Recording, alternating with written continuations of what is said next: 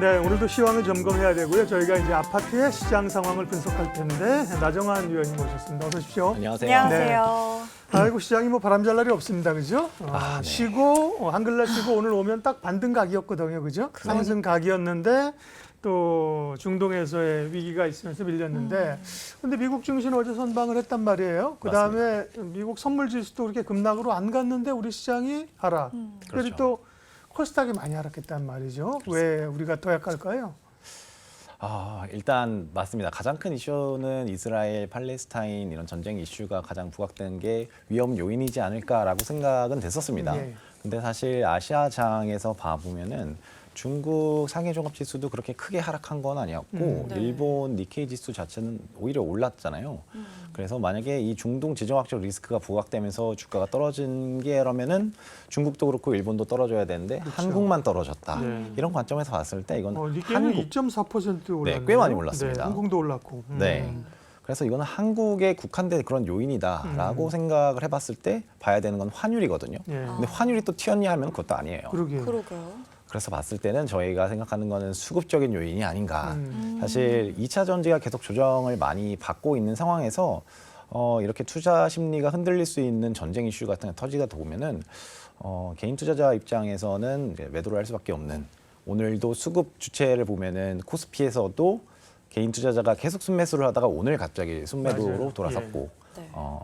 코스닥도 마찬가지로 개인 투자자들이 순매도를 하는 모습을 볼 수가 있습니다.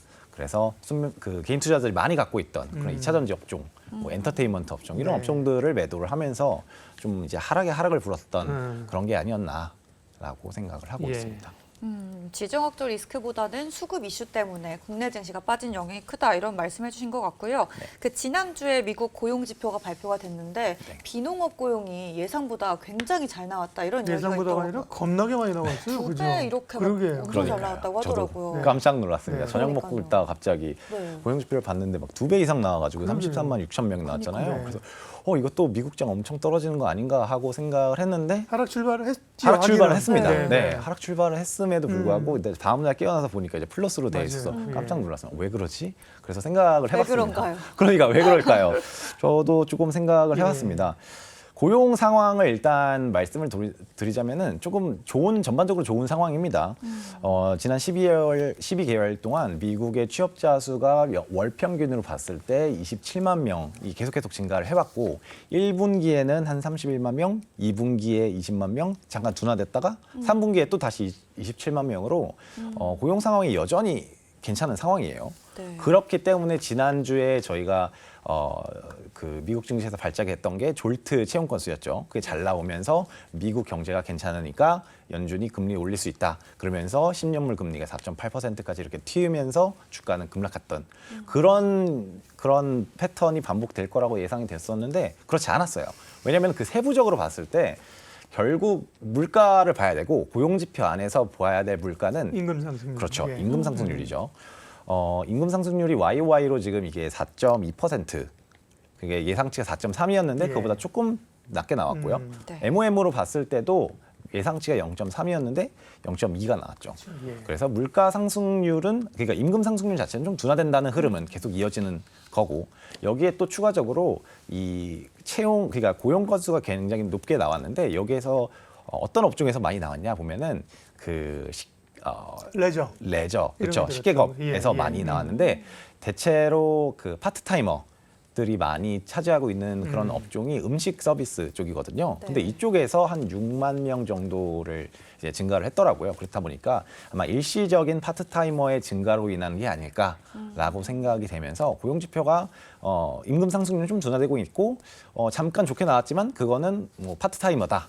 그러니까 고용이 뭐 그렇게 좋지는 않을 수 있다라는 점에서 봤을 때는 좀 주가의 그 금리도 조금 이렇게 하락할 수 만드는 요인이었고 또 주가에도 좀 긍정적으로 미쳤다라고 생각을 하고 있습니다. 그러니까요. 그 연준 위원들의 발언도 뭐 미국의 그 언론들의 분위기도 금리 못 올리는 쪽으로 얘기가 나오면서 주가가 올랐던 거잖아요. 네, 맞습니다. 네, 거기까지는 좋았는데. 네. 그렇죠? 주말 사이에 또 이스라엘에서 팔레스타인 하마스의 폭격 이런 것 때문에 난리가 났고 그 얘기는 좀 이따 하겠고요. 네.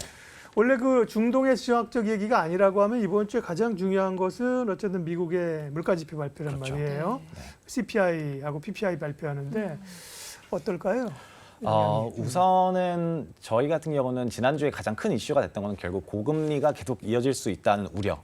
그게 언제 종식이 되고 좀 이제 안정화될 건가였는데 제가 봤었을 때는 이번 주에 나오는 이 CPI에서 헤드라인은 모르겠지만 근원 물가의 하락세가 계속 이어진다는 것을 확인하면서 고금리 우려가 좀 이렇게 잠잠해지는 그림을 그려가지 않을까라고 조금 생각을 했었습니다. 네. 일단 근원 CPI 컨센서스를 봐보자면은 블룸버그 기준으로는 YOY 4.1%. 그리고 최근에 클리브랜드 연은에서 발표하고 있는 인플레이션 나우캐스트라는 그런 지표가 있는데 예상치예요, 이것도. 네. 근데 여기서 굉장히 잘 맞추는데 여기서도 4.17%를 예상을 하고 있기 때문에 전월치가 4.3%였다는데 여기서 계속 그 상승폭이 줄어든다는 관점에서 봤을 네. 때는 근원 물가 자체는 계속 상승세가 둔화되는 흐름이 이어지고 있습니다. 다만 말씀드린 것처럼 헤드라인 같은 경우에는 유가가 9월에도 좀 많이 올랐기 때문에 조금 예상보다 좀 높게 나올 수가 있어요. 블룸버그 예상치는 전년 동기 대비해서 3.6%로 지금 예상이 되고 있습니다. 전월치가 3.7이었다는 거면은 둔화되는 흐름은 맞긴 한데 방금 말씀드린 클리브랜드 인플레이션 나우캐스트에서는 네. 또 3.7로 전월치하고 비슷하게 수준으로 보고 있어서 이 헤드라인 자체는 좀 어떻게 나올지는 좀 봐야 된다. 다만 역시 연준 위원들이 보고 있는 거는 근원이기 때문에 근원에서 특히 이제 주거비 같은 그 상승폭이 계속 줄어드는 추세였기 때문에 지난 8월까지 이런 흐름이 계속 된다면은 연준 위원들도 그래도 조금 비둘기파적인 발언을 하지 않을까라고 생각을 하고 있고요. 실제로 지난주에 그 고용 지표가 나오고 나서 뭐 세부 지표가 긍정적으로 나온 것도 있는데 연준 위원들도 조금 긍정적인 언급을 했었습니다. 국채 금리가 너무 올랐잖아요. 맞아요. 예, 국채 금리가 너무 오르니까 예. 오히려 그 오른 효과가 금융시장에는 긴축적인 효과를 가져왔다. 그러니까 굳이 또 한 번 올리지 않아도 이미 국채 금리가 올라서 긴축 효과를 봤기 때문에 추가로 인상을 안 해도 된다. 이런 언급을 많이 하셨어요. 그래서 그런 관점에서 봤을 때 예. 추가 금리 가능성이 좀 낮아진다는 관점에서는 어느 정도 좀 안정적인, 그러니까 국채 금리가 좀 안정화될 수 있는 그런 요인으로 작용했다. 오늘이 중요해요. 유가하고요. 어제가 그 콜럼버스 데이로 채권 시장이 안 열렸거든요. 맞습니다. 그러니까 오늘 열리면서 또 채권 금리가 튀어오르게 되면 네. 시장은 부담을 좀 느낄 수 있는 거고요. 두 맞습니다. 가지가 조금 빠른 하락은 아니더라도 그죠? 네. 일단 급등하지 않고 방어를 해줘야 되는 오늘 중요한 날입니다. 오늘 그렇죠. 12시 전에 자면 안 됩니다. 확인해야 됩니다. 이거. 그리고 그럼 이 CPI 발표 이후로 해서 요즘 삼중고 현상이 좀 심하잖아요. 뭐 고금리나 강달러 기조 이런 것도 네. 조금 누그러질 거라고 기대를 해봐도 될까요? 어떨까요? 그렇죠. 그 시점 자체가 네. CPI가 나오면서 근원 물가가 계속 둔화세를 이어지는 흐름이 나온다면은 금리 10년물 금리가 좀 상승폭이 줄어들면서 동시에 강달러도 조금 완화되는 그런 흐름을 이어가지 않을까라고 생각을 하거든요. 네. 네. 네. 그럼 아까 전에도 얘기를 했었던 그 무력 충돌 이야기를 꼭 해야 될 것 뭐 제일 같은데. 중요한 얘기죠. 예. 네. 이 지정학적 리스크에 대한 증시 영향이 사실 크지 않았다. 오늘은 크지 않았다. 이렇게 이야기해 주셨는데 앞으로 커지진 않을까. 이런 우려감, 제5차 중동 전쟁 되는 거 아니냐 이런 이야기도 있잖아요. 저도 아침에 쭉 봤는데 나정환 의원도 이제 코멘트를 하셨습니다. 아, 네, 이런 일 맞습니다. 터지게 되면 시황 전략가들은 저희야 장 어떻게 할지 걱정하는데 또 자료 어떻게 써야 될지 또 고민을 하셨을 것 같아요, 그죠? 네. 네, 맞습니다. 네. 그래서 바로 생각이 떴던 거는 이게 단순히 그 하마스가 이스라엘을 공격한 것뿐만 아니라 네. 이 헤즈볼라라고 하는 그 위에 레바논에 주둔한 무장 세력도 이스라엘을 또 공격을 했어요. 그렇죠. 북부 쪽에. 그렇죠. 예. 네, 북부 쪽에 위치한 그런 무장 세력에서 그렇다 보니까 이게 단순히 하마스 대 이스라엘이 아니라 하마스랑 플러스 다른 국가들과 이스라엘 이런 다른 중동 국가들이 참전을 하게 된다면은 그거는 이제 4차 중동 전쟁 1973년에 있었던 중동 전쟁처럼 확전될 수 있는 게 아닌가라는 우려가 있었고 1973년에 이로 인해서 오일 쇼크가 발생을 했었기 때문에 또 유가도 지금은 뭐 그렇게 크게 오른 건 아니었지만 또 향후에 어떤 사태가 확전되면서 더 오르는 거 아니냐라는 우려가 나올 수 있거든요. 네. 뭐 현재 상황에서 저희가 조금 판단을 할 때는 일단은 5차 중동 전쟁, 그러니까 여기서 더 확전되지는 않을 거다라고 조금 생각을 하고 있습니다. 이 두 가지 이유에서 이렇게 생각을 하고 있는데요. 우선 첫 번째 이유 같은 경우에는 이번에 하마스가 사실 이스라엘을 공격을 한 이유에는 좀 정치적인 의도가 숨어 있습니다.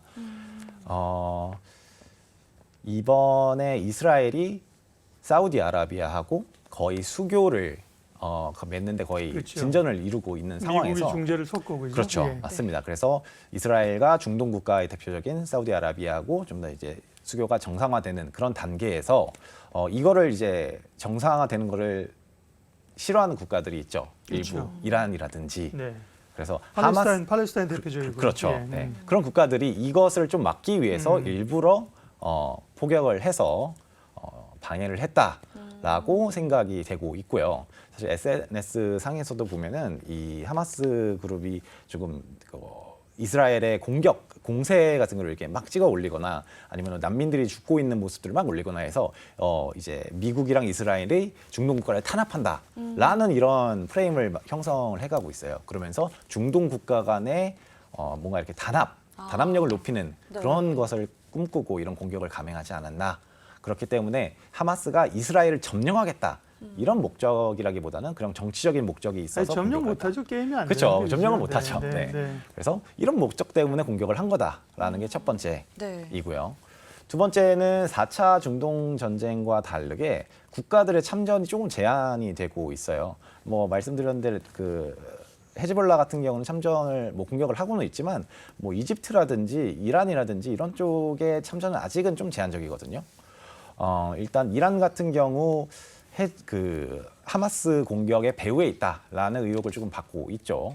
미국에서도 이란이 그 배후에 있는 거 아니냐라고 지금 의혹을 제기를 하고 있고 네. 이란 입장에서는 뭐 당연히 아니다. 전혀 그런 게 없다라고 주장을 하고 있는 상황입니다. 여기서 좀 이렇게 증거가 이렇게 이란이 이 하마스 공격의 배후에 있다는 증거가 나오면 좋겠지만 그런 근거는 아직은 발견된 게 없기 때문에 이 상황은 조금 더 지켜봐야 된다라고 보고 있고요. 현재 뭐 이집트 같은 경우에는 좀 중재 포지션에서 입장을 취하고 있고 뭐 하마스 같은 경우도 공격은 시작은 했지만 또 아침에 보니까 우리는 대화에 할 용의가 있다, 휴전할 용의가 있다라는 식으로 조금 포지션을 취하고 있기 때문에 이 전쟁 자체가 좀 더 이렇게 확전되거나 그러지는 않을 거다라고 하는 게 현재 시점에서 저희가 보고 있는 상황입니다. 가자 지구에 있는 참 무고한 그 팔레스타인 국민들이 참 불쌍해요, 그죠? 갇혀가지고 기존에도 정말 궁핍하게 생활하고 있고 뭐 폭격으로 수많은 인명 피해가 있는데요. 이번에 충격적이었던 거는 뭐 미사일은 여러 차례 오갔는데 하마스가 지상전을 전개했다는 게 충격이고. 뭐 미군은 당연히 뭐 미국이 거기 뭐 지상군 왜 넣겠어요. 근데 이스라엘이 가자 지구로 진격을 할 거거든요. 지금 보니까 그죠? 네, 뭐 오늘 아침에 보니까 네. 또 진격을 할 하겠다고. 거고 이제 어떤 특수 작전 이런 걸 이제 이스라엘이 옛날에 뭐 무슨 엔테베 작전인가 있었잖아요. 뭐 지상 그런 특수군을 넣어서 제네피셜입니다. 그죠? 인질을 구하는 작전을 하고 물론 피해는 있겠지만 그리고 이제 가자 지구를 들어갈 거기 때문에 그게 상황들이 조금 더 시간은 좀 필요해 보인다. 그죠? 네. 그죠. 예. 시간 좀 필요해 보이고 네.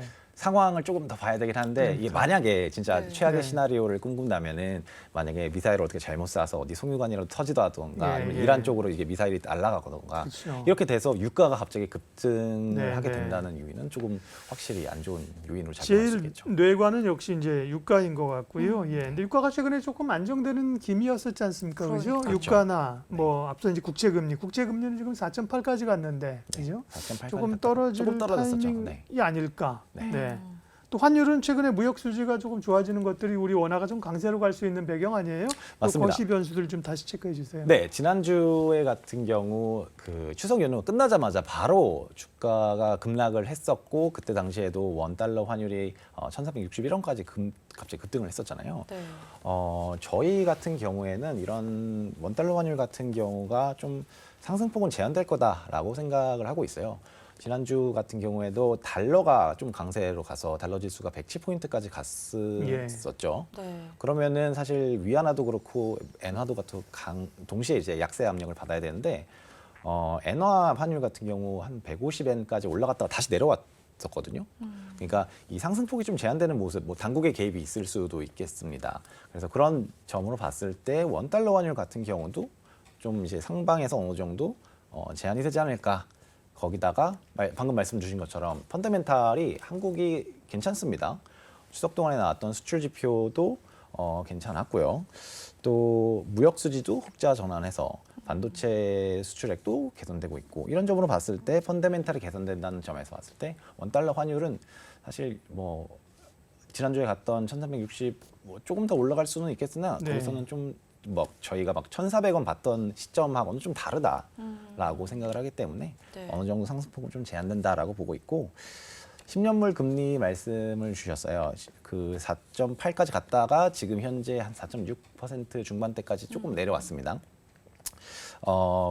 금리 같은 경우에는 사실 이게 명목 금리거든요. 조금 어려울 말일 수는 있는데 네. 명목 금리를 이게 좀 이게 나눠 보자면은 실질 금리하고 물가하고 있죠. 그죠? 그 물가 물가를 빼야지. 기대 인플레이션하고 이제 기간 프리미엄. 네. 그러니까 긴 10년물이니까 장기물에 대한 프리미엄이 있는데 이 최근에 올랐던 거를 보면은 실질 금리하고 기간 프리미엄이에요. 그러니까 여러 가지 요인들 때문에 실질 금리랑 기간 프리미엄이 오르는데 사람들이 장기물을 별로 안 좋아하면은 장기물에 대한 기간 프리미엄이 늘어나거든요. 근데 그게 8월 초에 마이너스 퍼센트 포인트였다가 최근에는 플러스로 좀 전환을 했어요. 그러니까 이게 좀 많이 올랐다. 그런 말은 즉슨 사람들이 최근에 장기물을 비선호했었다라는 건데 이제 이런 트렌드가 조금 거의 다 시장에 반영이 된 게 아닌가. 그렇기 때문에 4.8까지 도달을 했었다.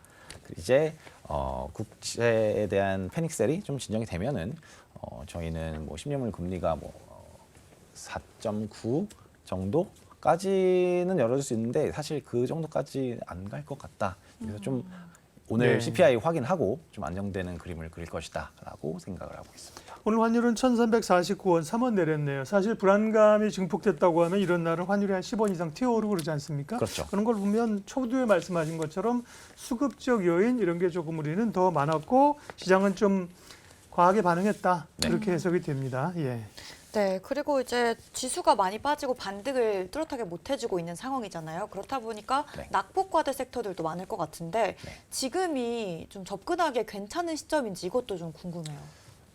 단순하게 조금 낙폭과대를 접근을 하기보다는 지금은 네. 그래도 아직 높은 금리 상황이 유지가 되고 있기 때문에 조금 실적 펀더멘털 개선이 되고 있는 낙폭과대에 더 포커스를 둬야 된다라고 생각을 하고 있거든요. 사실 추석 동안에 나왔던 수출 지표를 좀 보시면은 9월달 수출 증가율이 마이너스 4.4, 일평균 기준으로도 마이너스 2.3으로 이게 마이너스 낙폭 자체는 계속 줄어들고 있어요. 게다가 특히 중요했던 게 그 반도체 수출액. 이게 네. 22년 10월 이후에 가장 높은 99억 달러를 기록을 했습니다. 그래서 이런 수출 지표가 굉장히 개선되고 있다는 점에서 봤을 때 이번에 이제 조금 있으면은 삼성전자 실적이 발표되잖아요. 예. 네. 그런 거에 대한 기대감도 조금 높아지고 전반적으로 3분기 실적에 대한 기대감이 조금은 그래도 높아질 수 있는 요인들이었다 보고 있고 오늘 뭐 LG전자 실적 좋아서 주가 급등했더만요. 그러니까요. 예. 네, 맞습니다. 그래서 이런 요인들이 그러니까 시장의 초점 자체는 오늘 CPI 이후에는 좀 더 실적적으로 계속 옮겨갈 거다라고 생각을 하고 있고 또 하나는 이제 ISM 제조업 지수라고 한국 수출액 증가율 이 그래프하고 그려보시면 거의 유사하게 움직이는 지표가 있는데 네. 그것도 지난주에 조금 개선되는 모습을 보였거든요. 그래서 말씀 주신 것처럼 낙폭과대에 집중하는 건 맞는데 아무래도 실적 개선 기대감이 있는 그런 업종으로 좀 투자하는 게 어떤가라는 생각을 조금 하고 있습니다. 네. 예, 전략을 세우겠습니다. 지난 말씀하신 것처럼 추석 연휴 지나고 나와서 의외로 주가가 떨어지면서 투매가 한번 나왔습니다. 사실 패닉셀링이 있었고요. 오늘은 이게 패닉셀링이냐 보기에는 조금 애매하긴 한데 그죠? 네. 첫 번째 투매가 나오면 동참해라, 같이 팔으라. 두 번째 투매는 관망해라. 세 번째 투매는 매수에 가담하라. 이 전통적인 격언이잖아요. 두 번째 어떤 패닉 구간을 지금 가고 있는 것 같은데 지난번에 PBR로 보면 0.9배가 2,380이요. 네, 지수대단을 보면서 어떻게 대응해야 될지 또 눈여겨볼 섹터 종목은요. 예. 네, 맞습니다. 지수단에서는 일단 하단에 위치를 하고 있기 때문에 네. 어느 정도 여기서 낙폭, 그러니까 하단 쪽에서는 저희는 좀 매수하는 그런 거를 추천을 드리고 있고 예. 지금은 금리가 아무래도 높잖아요. 그렇죠. 그러니까 금리가 높은 상황에서는 어떤 업종을 사야 되냐라는 게 고민인데 이거를 단순히 업종으로 분류하기보다는 사이즈, 그러니까 그 회사의 크기로 봤을 때 대형주 같은 경우에 대형주면서 우량주인 같은 경우 현금도 많고요. 자금 조달할 때 좀 더 우호적인 금리로 조달을 할 수가 있거든요. 그렇다면 이제 이자 비용이 상대적으로 좀 부담이 덜합니다. 작은 중소형주 대비해서. 그래서 이런 고금리가 좀 지속되는 상황에서는 대형 우량 성장주, 저희가 뭐 말하고 있는 거는 조금 클리셰하긴 하지만 반도체랑 헬스케어 그리고 인터넷 업종, 대표적으로 뭐 SK 하이닉스가 있을 수 있고요. 인터넷 업종에서 네이버, 헬스케어 업종에서는 유한양행 정도가 있을 수 있습니다. 여기다가 주가가 뭐 크게 하락한 건 아닙니다만 그래도 조금 배당 매력도가 여전히 존재하고 있는 뭐 자동차 업종이라든지 은행 업종이라든지 이런 업종도 아직은 계속 유효하다라고 좀 생각을 하고 있습니다.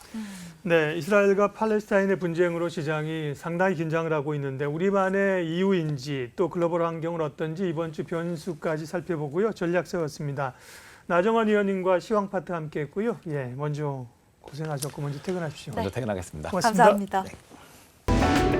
이로운 경제 채널 EBC